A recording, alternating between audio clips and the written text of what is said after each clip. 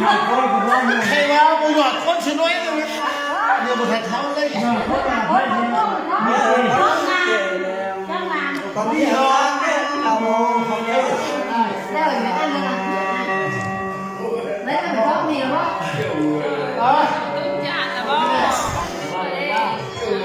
ป้ากี่ได้ก็ป้ากี่ได้กี่ได้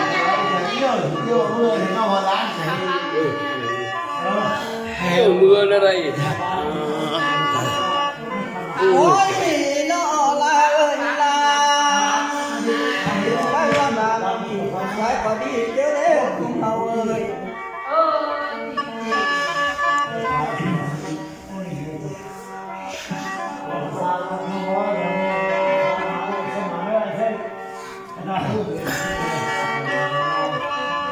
กันว่าดีเจอด้วย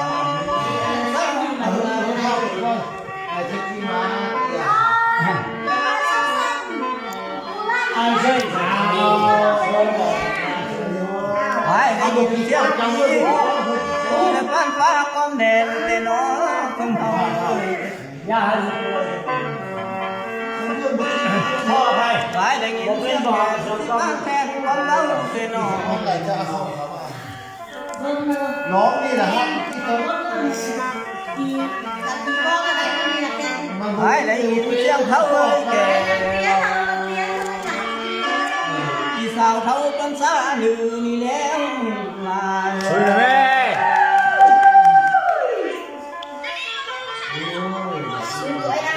โอ้ยข้าผม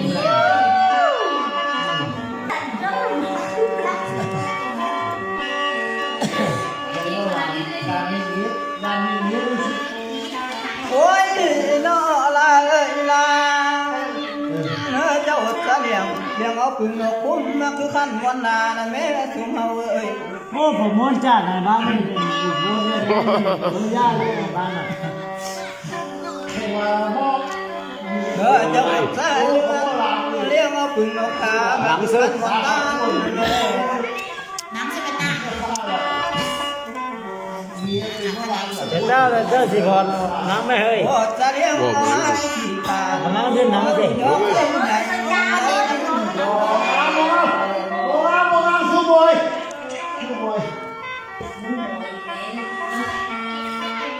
มันจะลูกหัวมันเป็น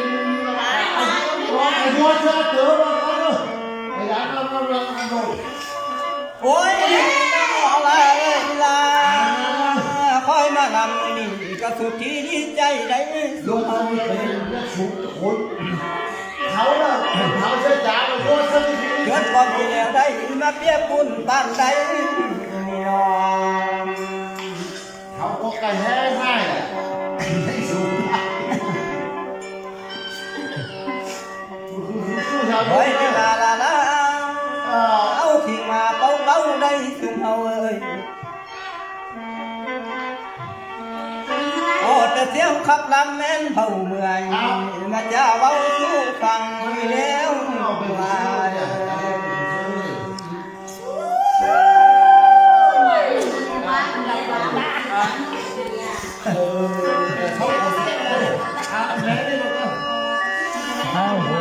โอ้ยน้อลาเอ้ยลามาเสียงขับแม่นมันมาตั้งแต่ก่อนใดโอ้ผมเสียใจเลย ตั้งแต่พ่อแม่เฮาได้สอนสั่งไว้สิจำได้แม่นบ่ลืมแล้วลายอมมือแม่ยอมมือแม่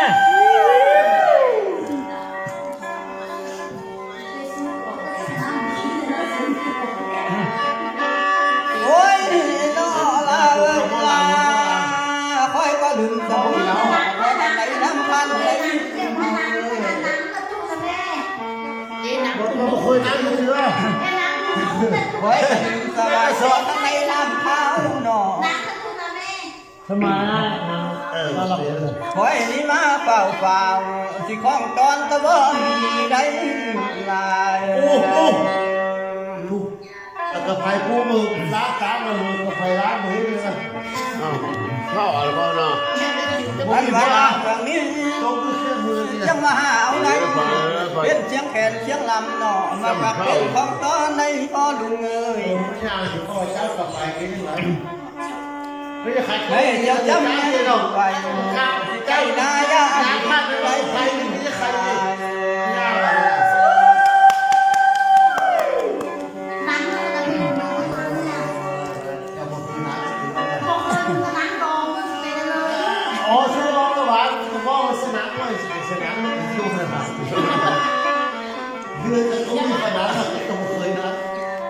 แต่สิ โอ้ยน้อละเอ้ยละ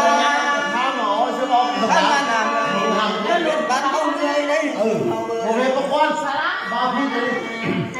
ซื้อเลยเว้ย บนทางบ้านเจ้า บอกสาหรือกันเบอร์เนาะก็ทำได้ยุ่งหลัง เดี๋ยวบ่มีทางย่างย้อนเอาพัฒนาบ่ทันใดนอ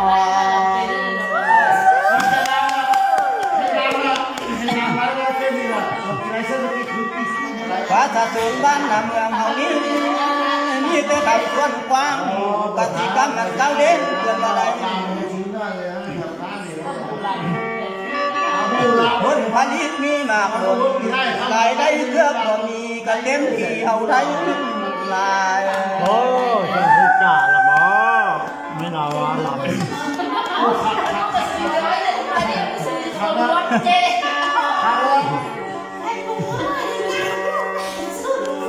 โอ้ยน้อละเอ้ยละ ได้ เศรษฐกิจ มาเลย มันนัดเขียนหลายอันเลยพ่อลุงเอ้ย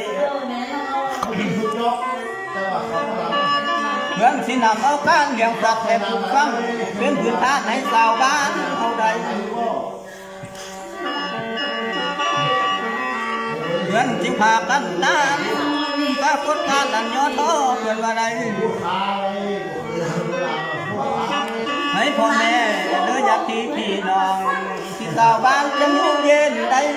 เอาลูกเทียนเทียนเนาะเทียนเลยเนาะดาวนี่ โอ้ยน้อละเอ้ยละคันว่าเป็นเอ็มย้อนว่าเศรษฐกิจเขาบ่ทันเดินหน้าเนาะ ถือว่าเขาคงใส่เลย เฮาอย่าฝ่าวท้อถอยได้ซุมเฮาเอ้ย นี่เลย พร้อมกันเอ็ดกันทำเนาะสิเรียกงานกันสร้างเนาะ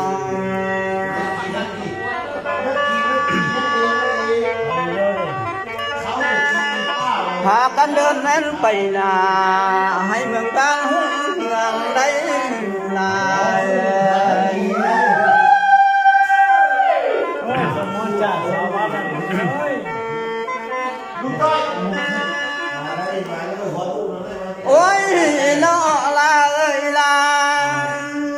สร้างให้บ้านเฮาสิเป็นเรื่องคำเรื่องใดซุมเฮาเอ้ยสร้างให้บ้านเฮาเฮืองสิเป็นเรื่องคำแก้วเนาะ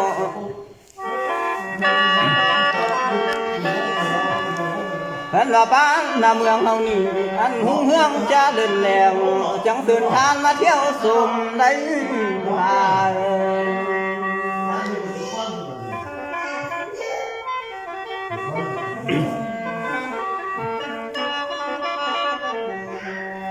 โอ้ย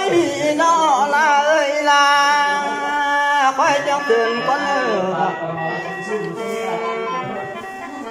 เสือนเจ้ามาสุมดินสิเบิ่งบ้านนาเมืองนาแม่เสือนทางแขกบ้านไกลเนาะเสือนทางไทยบ้านอื่นเนาะเสือนทางแคบต่างดาวเลิศเสือนเท้าจังเลี้ยงเนาะ 7 cent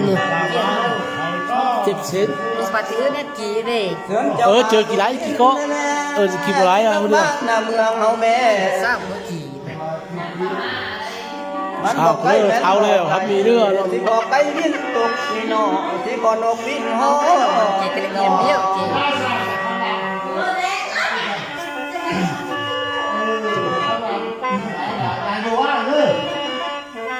แขนเจ้ามาฮอดแล้วคอยจะเสื่อนไปเที่ยวเนาะกันว่าไปเที่ยวลิ้นที่เบิ่งน้ำบางปลาก็มี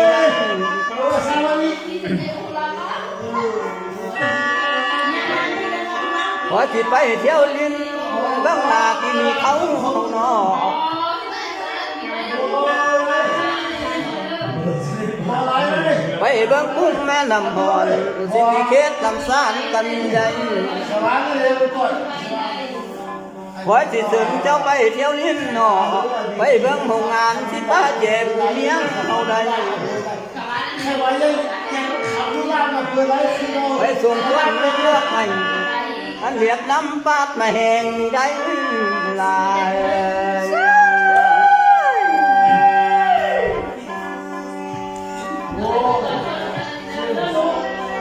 ไว้จะส่งชวนเจ้าไปเที่ยวลิ้นไปส่งวังตาดำตาแดงเป็นวังสังวนของบ้านเฮาได้แผ่นอยากกินป้าหน่อยทางหมอลำเสียงดีที่จะไปลอยมองเอาป้ามาปิ้งสู้เป็นว่าใด โอ้ มาสวมเบี้ยแม่นแหล่เราว่ากินเขาเล่นนำที่น้องคอยจะคอยเหงื่อได้ตาย ลอย เอาลูกมาโบกี่ละลูกมาโบกี่ละ โอ้ยน้อละเอ้ยลาคอยละมาอดนี้ขอจุกก้อนไว้สักก้อนในสุมเฮาเอ้ยขอไว้ก่อนให้ยันนี้แล้วพี่น้องที่สาวมาให้อยู่ดีได้ลาย